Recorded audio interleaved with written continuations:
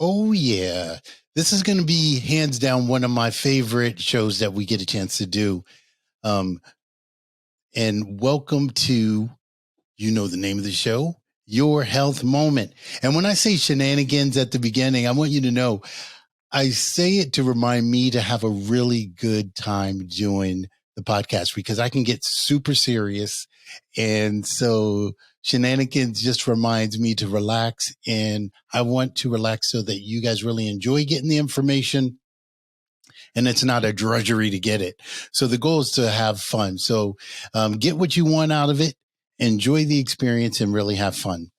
So the show is the good, bad, and the ugly when it comes to carbs. And it's funny, we get to talk a little bit as we're planning for the show. And Arby's, someone said, is when you're eating it, it's good, it's bad, and it's ugly at the same time. And that's like the perfect example of a bad carbs. So it's kind of crazy. So every one of us eats carbs because we really need them. And the crazy thing about it is a lot of us don't know the difference between good and bad carbs. You know, people are talking about it all the time, but not that many people really understand the difference. Hey, before we get started, I want to make sure that you know good carbs are the carbs that are naturally occurring, and simple carbs are bad carbs. They're the ones that are refined.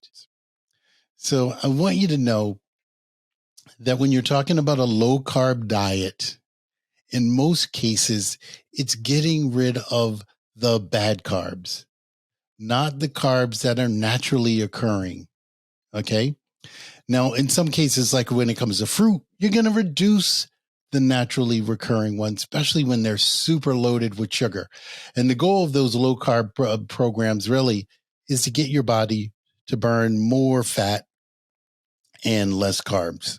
And when you're eating the good carbs, genuinely, that's not a problem. It's one of those things that you don't even have to contend with. Now, let me try to break it down so it's fun and super easy to understand. When it comes to carbohydrates that are naturally occurring, we call these the good carbohydrates. So they're in high fiber foods like vegetables and occasional starchy thing like certain vegetables are kind of starchy. So in some of those, for example, like corn is a starchy vegetable. So you'd want to cut back on that. Potatoes are really starchy vegetables. So if you're going low carb, you want to cut back on that as well. Okay. So you have some vegetables, but broccoli has carbs. So think all the green leafies have carbs. And the difference between the simple carbs and the carbs that we want you to eat a ton of really comes down to their nutritional value. Because if you're eating the quote unquote good carbs, you can survive off of them. If you eat the bad carbs, you can't survive off of them the same. You can be full and you can be fat. But when it comes to getting the micronutrients that you need, you just won't have them. So you'll be malnourished even though you're well fed. And that's really when it comes right down to it. If you're scarfing down a lot of the simple carbs, you are not giving your body the nutrients that it needs to do what it needs to do when it comes to everything. So what you want to do is cut down on the refined carbohydrates. They're the sugary ones, the simple ones, okay? And if you've ever been told to eliminate those, you can eliminate them 100% for your body because you should lose them. Okay. And it's probably the refined and processed carbs that you're eating that tend to put the weight on you. They tend to be step one before you hit pre-diabetes or diabetes type 2 levels.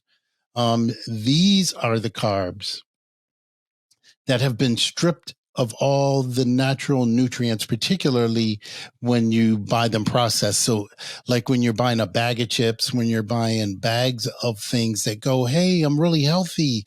But if it's bagged, you look at the carbs. If it's sweet, like really sweet, look at the carbs. And those are the things, those are just some of the examples of the things to really not have in your meal plan.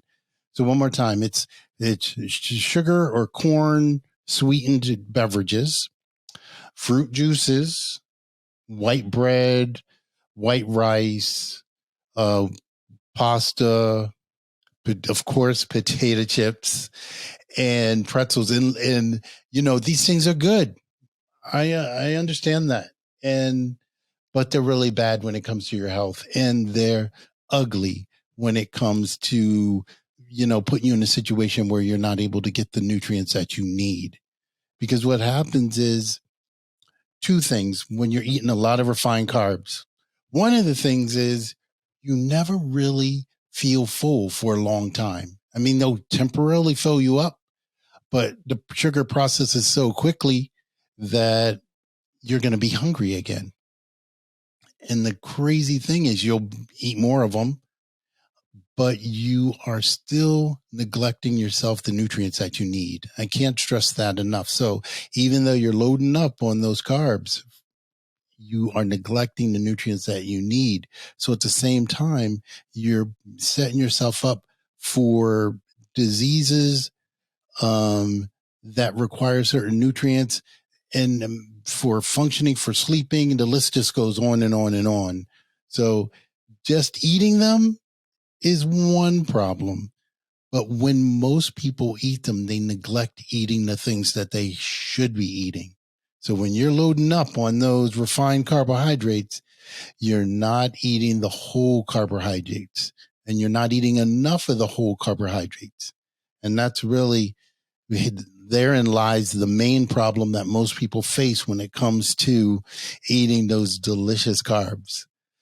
Now, the whole carbs are good for you. Where it comes to them being bad, some people don't think they taste as good. So they might have a taste that you need to get used to.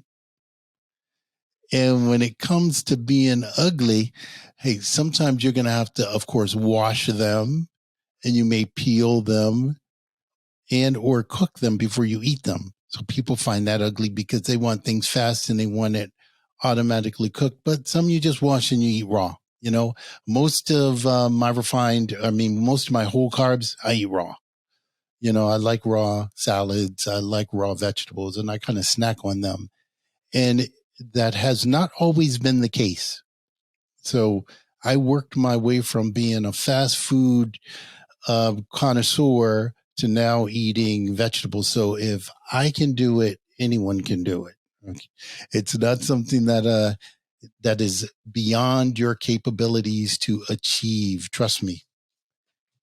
So I'm going to give you some choices. And I'm going to just have you take a moment and think about how you eat. Think about what you have for breakfast. And I do this because most of the people that I work with are having pancakes, French toast, fruit juice, oatmeal, uh, cereal. They're having toast, bagels, donuts, and all these things for breakfast. So they start their day out loaded up with bad carbs. And just take a moment and think about what you have for breakfast. Do you have toast with jam, carb? Do you have oatmeal, carb, simple carb too? Do you have cereal, carb? And crazy, most of the cereals that are on the market are loaded with sugar, even on top of the fact they're refined carbs. They put sugar on top of it, just kind of takes it from takes it from bad to ugly. So be mindful of that, those sweet sugars. But really, so my recommendation is do away with having those kind of carbs for breakfast. And when I make that recommendation, it's really difficult for people because most people go, then what can I eat? So take a moment and think about what you can eat if you give up the carbs that you're having. Okay, I gave you a moment. So here's what I recommend. I'm going to recommend one serving of fruit, not a ton. So don't turn into someone that switches one carb for another and just start loading up on really sweet carbs in the morning and doing the same thing to your blood sugar level. I don't recommend that. But I do recommend for breakfast going with protein so you can still have eggs, going with vegetables so you can have spinach in your egg omelet. You can do kale. You can stir fry vegetables and have with your egg. If you eat regular meat, I don't see a problem with you having some bacon. So you get to decide what you want to have, but really pay attention and avoid the things that are common breakfasts. And for some reason, all the common breakfast food seems to be really high in simple carbs. I really do believe that there was a conspiracy at some point because one of the most difficult recommendations, I think, or challenges that people have when it comes to changing the way they eat and getting rid of carbs really comes down to breakfast. It's like the worst for them. So once you master breakfast, you are well on your way. You are well on your way because most people already have good vegetables with their evening meals. Now, you may have been brought up like me, having each meal a carb, meat, and dessert. Okay. So this is just the way it was. We had a carb, meat, a vegetable, and dessert. That was the standard. And bread with every meal. Bread and butter with every meal. And I think it was just the way it was done, but I see today, I don't see too many families still doing it quite that way. But what they're doing at the moment is just tons of processed foods, stuff that they're microwaving and running. So where we didn't have the processed foods, now it's tons of processed foods. It's nuking this, boom, and going, nuking that, going, hot pot, or what are they, hot pocket breakfast, or those little burritos they nuke with egg and stuff in them. That kind of stuff, it's all refined, it's all processed, and it's the kind of stuff that it's really important to let go. So if it's not from a natural source, you want to let it go. You want to make sure there's no refined sugars. You want to make sure it has a high nutrient value. The best foods you're going to do yourself so you can regulate the sodium content. You want to make sure that it's not too salty. Most refined foods can be really salty. It's important that the grains, when they are there, are whole grains or vegetables. Good. We're going to dig into whole grains a little bit too. So low saturated fat, we definitely don't want it to be high in fat, but more than saturated fat, it's the trans fats that I would have you be more concerned about. Because once you pull back on the carbs and you're successful at that, the actual saturated fat doesn't do as much harm to your body. And if you're not really, if you haven't heard that before, I recommend you read this book called Why We Get Fat and What to Do About It. It's by this author named Gary Taubes. It's spelled Taubes. He's a scientific writer for the New York Times. And the book is amazing. And it really helps you to better understand why it is so important to stay away from the sugar and the simple carbs. I mean, he does such an amazing job explaining it. So some of the things that he does talk about are the epidemiological studies. I don't want to bore you, but the epidemiological studies that have been done for 100 years. What he did with the book as he looked back 100 years at all the studies that have been done on weight gain in human populations, not just in the United States, but around the entire world. And based on those studies, you can totally see the correlation between when you add quote unquote bad carbs to a population's diet, what happens? And it's frightening. I mean, you get diabetes, you get high blood pressure, and you get malnutrition, even though they're obese. So all the health problems that come with being obese and the health problems would come with not having the right nutrients in your body, you get them both. And it's just crazy how it shortens lifespans. But it's important to know. And I think that's why books like that, I think, are really important to read, because, you know, someone like me will say something, but until I encourage people to read certain material, they kind of don't believe me because a lot of doctors are not on the same page when it comes to nutrition. And so it's really neat when they're looking at actual research that's kind of explaining where the trend is going. And it's funny because I've noticed that a lot of nutritionists actually, the books that they learn from are subsidized and in some cases paid for by big food.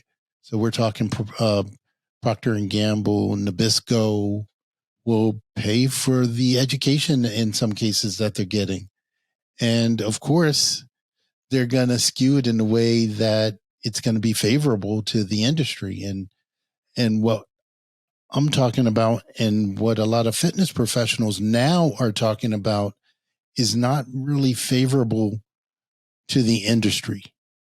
And that's it's kind of frowned upon. So when you're not doing things that's favorable to the industry, sometimes they fight back, and but sometimes they pretend to fight back, and they do it through labeling. They go, yes, fat is fat is bad, and so we're going to reduce the fat.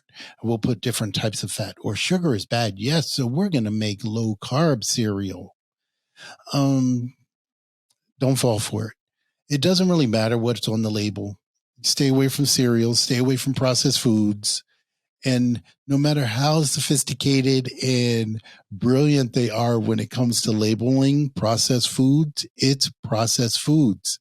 And so rest assured that it's going to not give you the nutrients that you need the way your body really needs it. So avoid processed foods, no matter how beautifully it's labeled or how pretty the box is or how natural it is or healthy it says on the box. Most of the time, the box itself is more healthy than what's inside. But do the research for yourself. Do not take my word for it. And there's a lot of information out there, and there are a lot of great authors who are writing really good material. And what I'll do is when I come across some really great material that I think it's important that you read, I will definitely make sure that I mention it. Hey, the next show is going to be about 7 signs that you might be addicted to those bad carbs. So if you think you might have a carb addiction, we're going to talk about the signs and we're going to talk about what you can do about it. And that's next week on Your Health Moment.